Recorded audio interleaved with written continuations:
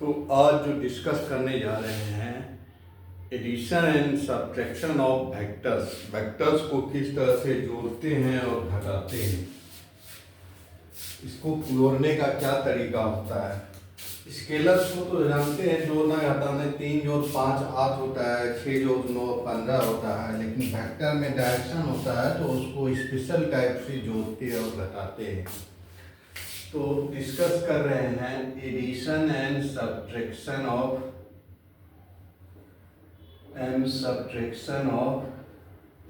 Vectors.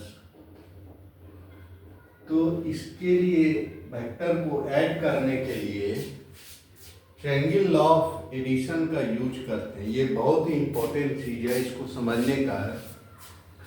कोई भी दो वेक्टर है दिया हुआ है, ये ग्राफिकल मेथड, पहला तो होता है ग्राफिकल मेथड और दूसरा कंपोनेंट मेथड में दोनों को जोड़ा जाता है, कंपोनेंट्स को कंपोनेंट के साथ। तो ये ग्राफिकल मेथड में ये होता है हेड और ये होता है टेल वेक्टर का। तो पहले के हेड के साथ दूसरा का टेल को ले जाते हैं, इसको पैरेलली शिफ्ट कर सकते हैं, वेक्टर को इस तरह से शिफ्ट करेंगे तो ये जो ट्रायंगल बनेगा ये उस वेक्टर का मान हो जाएगा। ये वेक्टर ए है, ये वेक्टर बी है, ये वेक्टर सी है, तो ये हो जाएगा C vector equal to A plus B. उसी तरह यदि हम ये ओ ए वेक्टर है और ये ओ बी वेक्टर है तो इसको हम ट्रायंगल लॉ ऑफ एडिशन से जोड़ सकते हैं। पहला जो है, पहला का ओ ए को यहाँ शिफ्ट करेंगे, स्पेस में कहीं भी शिफ्ट कर सकते हैं, फ्री वेक्टर्स है ये सब। तो उसको यहाँ पैरेलली यहाँ शिफ्ट कर दिए ओ ए। अब ओ बी को पहले के हेड के साथ दूसरे का टेल को ऐड लगाएंगे, ये ओ बी। ओ ए और ये हो गया, ये दूसरा वेक्टर है, इसको मान लें कि ए वेक्टर है और ये बी वेक्टर है। तो ये हो जाएगा ए और ये बी, तो ये जो वेक्टर बनेगा ये सी वेक्टर हो जाएगा। सी वेक्टर जहाँ ए प्लस बी का वेक्टर के बराबर है, C equal to A plus B. इसको ऐसे भी समझने का, यहाँ से यहाँ गए फिर यहाँ से यहाँ गए, मतलब यहाँ से यहाँ गए। तो यही है ट्रायंगल लॉ ऑफ एडिशन। तो दो वेक्टर का, एक वेक्टर के हेड से दूसरे वेक्टर के टेल को लगाते हैं और उसके बाद इसको कनेक्ट कर देते हैं। फाइनल जो डेस्टिनेशन होता है तो वो जो है ट्रायंगल बन जाता है और वो फाइनली वो दोनों वेक्टर के एडिशन के बराबर होता है। तो triangle law of vector addition में जैसे कि O से A गए फिर A से B गए, तो ये जो ट्रायंगल बन रहा है, ये ट्रायंगल बन रहा है, तो OB वेक्टर जो हो जाएगा OA प्लस AB हो जाएगा। यही है ट्रायंगल लॉ ऑफ एडिशन, ये ग्राफिकल मेथड। उसी तरह यदि बहुत सारा वेक्टर हो उसको भी जोड़ सकते हैं। और ये सब्ट्रैक्शन में ये होता है कि उसको उल्टा करके घटाते हैं। तो बहुत सारा वेक्टर है, जैसे O से A गए, A से B गए, O से A गए, A से B गए, B से C गए, फिर C से D गए, फिर D से E गए। तो इसका इस तरह से E से जाते जाते इस तरह से E से M पे चले गए, तो ये फाइनल जो है यहाँ से हम यहाँ गए, तो OM इक्वल टू हो जाएगा, पहले का है दूसरे का टेल से जोड़ते हैं, फिर दूसरे का है तीसरे का टेल से, इस तरह से हेड और टेल को जोड़ते हुए चले जाते हैं। तो OM वेक्टर जो हो जाएगा ये सब के बराबर हो जाएगा, OA plus AB plus B C plus इस तरह से सी एम, इस तरह से ओ से एम पे चले जाएंगे। तो ये polygon law of vector addition हो गया।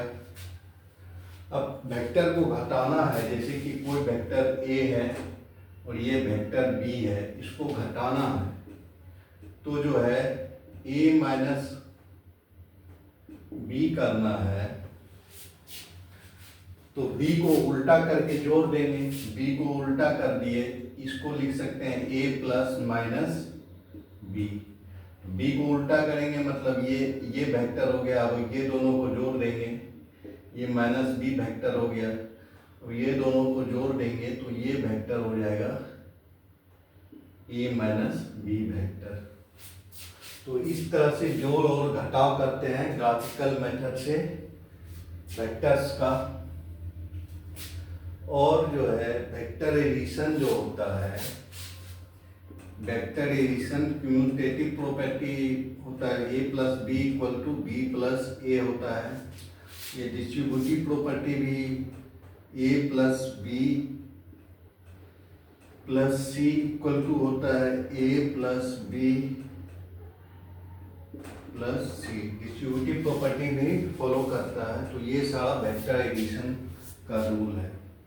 यदि कंपोनेंट फॉर्म में है वेक्टर, जैसे ए इक्वल टू है a1 i cap plus a2 j cap, component i direction में, कंपोनेंट j डायरेक्शन में, a2 कंपोनेंट ये डायरेक्शन में, ये है ये x, ये y और ये z है।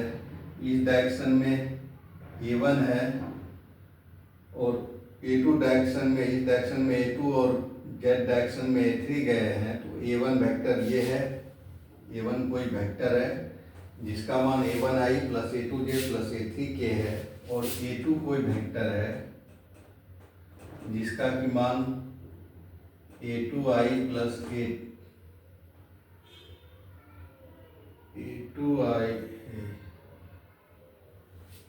a2 कोई वेक्टर है जिसका कि मान x1i plus x2j plus x3k है।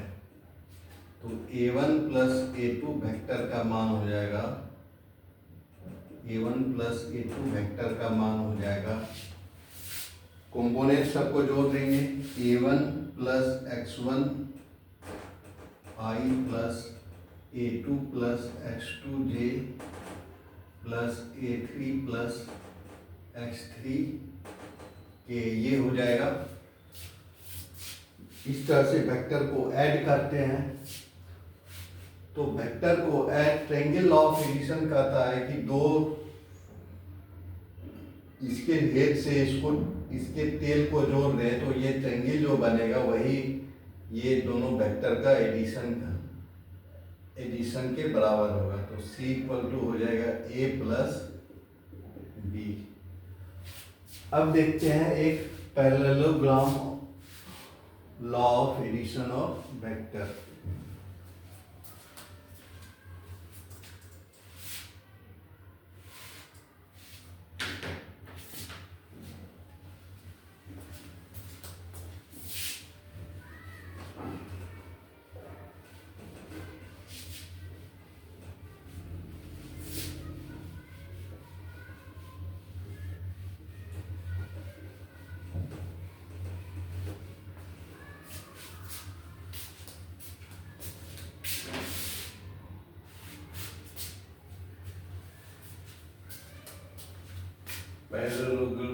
Parallelogram law of addition of vector।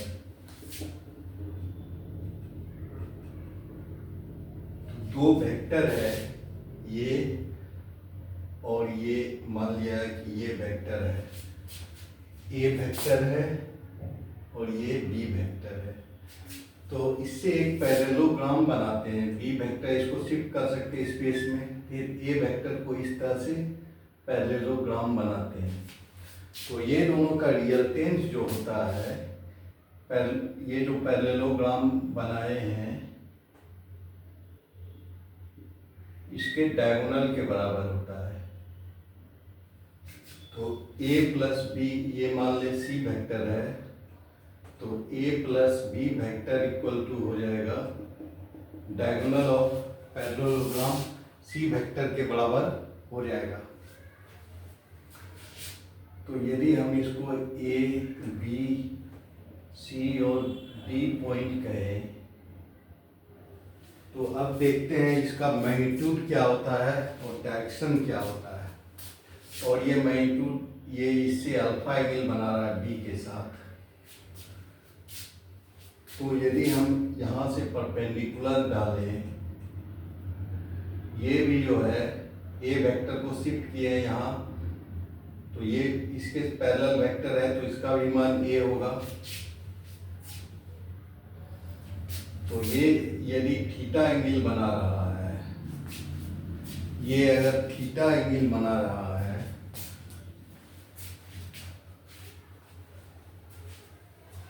ए और बी आपस में थीटा एंगल बना रहा है, मतलब ये एंगल थीटा है, तो ये एंगल भी थीटा होगा।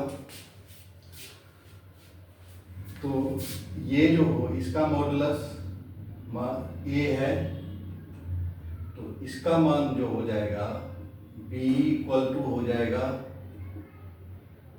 b का मान जो हो जाएगा a cos थीटा हो जाएगा। और ab का जो मान है, ab का मॉडुलस का मान है ये b है। तो सी ई स्क्वायर इक्वल टू होगा ए सी स्क्वायर, ए सी का स्क्वायर मतलब कि सी का स्क्वायर जो है ये बराबर है मतलब ए सी का मॉडुलस मतलब सी का मॉडुलस, सी का स्क्वायर बराबर है ए का स्क्वायर प्लस सी का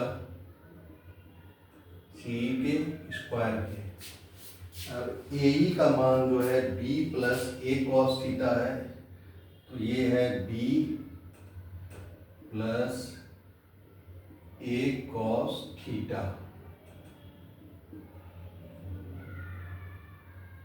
का स्क्वायर जो होगा प्लस सी जो है ए साइन थीटा है, तो ये है ए साइन थीटा का स्क्वायर, तो ये हो जाएगा b का square plus A square cos square theta plus twice A B cos theta plus A square modulus of A square sine square theta, ये हो जाएगा। अब ये ए स्क्वायर कॉमन लेंगे तो ये हो जाएगा B square plus A square sine square theta plus cos square theta plus twice A B cos theta, ये 1 हो जाएगा। तो इसका मान हो जाएगा, इसको लिख सकते हैं बी का स्क्वायर प्लस ए का square plus twice A B cos theta. तो ये जो सी जो है उसका मैग्नीट्यूड जो निकल रहा है सी स्क्वायर, सी का मैग्नीट्यूड निकल रहा है, ये इतना के बराबर होता है बी के मैग्नीट्यूड प्लस ए के magnitude plus 2a into B into दोनों के बीच का एंगल कॉस थीटा, इसके मैग्नीट्यूड के बराबर। तो सी का मैग्नीट्यूड जो हो जाएगा, सी का मैग्नीट्यूड होगा रूट ओवर बी का मैग्नीट्यूड का स्क्वायर ए का मैग्नीट्यूड का स्क्वायर प्लस ट्वाइस ए का मैग्नीट्यूड बी का मैग्नीट्यूड कॉस थीटा, ये होगा। और सी का जो डायरेक्शन होगा ये इसको दे सकते हैं टेन अल्फा इक्वल टू होगा सी ई बटा ए, तो सी ई बटा ए ई होगा। तो सी ई का मान है ए साइन थीटा बटा A E, modulus of B plus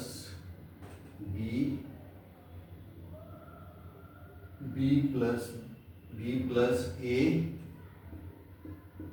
cos theta. तो इसका जो डायरेक्शन का मान होगा ए बी के साथ अल्फा यदि एंगल बना रहा है तो अल्फा का मान हो जाएगा tan inverse modulus of A sine theta बटा modulus of B plus modulus of A cos theta, इसके बराबर हो जाएगा। तो यही इसी तरह वेक्टर को ऐड करते हैं। यदि कॉम्पोनेंट फॉर्म में रहे आई जे के रूप में रहे तो उसको आई वाला को आई के साथ जोड़ते हैं, जे वाला को जे के साथ जोड़ते हैं, के वाले को के साथ जोड़ते हैं। तो इसी तरह वेक्टर को ऐड और सब्ट्रैक्ट किया जाता है। इससे बहुत सारा प्रॉब्लम, बहुत सारा अलजेब्रिक सिंप्लीफिकेशन हो जाता है।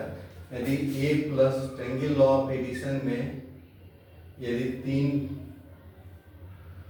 ये ए है और ये बी है और ये सी है, ये ए वेक्टर, ये ए साइड है, ये इसको मान ले ए वेक्टर, इसको मान ले बी वेक्टर और इसको मान ले सी वेक्टर।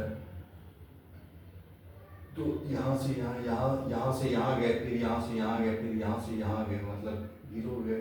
तो A plus B plus C equal to zero हो जाएगा। तो इससे हम सिंप्लीफिकेशन कर सकते हैं A equal to minus B minus C, ये कर सकते हैं, या इसको कर सकते हैं। जैसा हमको ये डॉट प्रोडक्ट में मेनली आएगा तो उसमें ज़्यादा सिंप्लीफिकेशन होगा। इस तरह से हम निकालते हैं कि ये टर्म मिल जाने के बाद बहुत सारा हमको इक्वेशन मिल जाता है, देखेंगे बाद में। Thank you.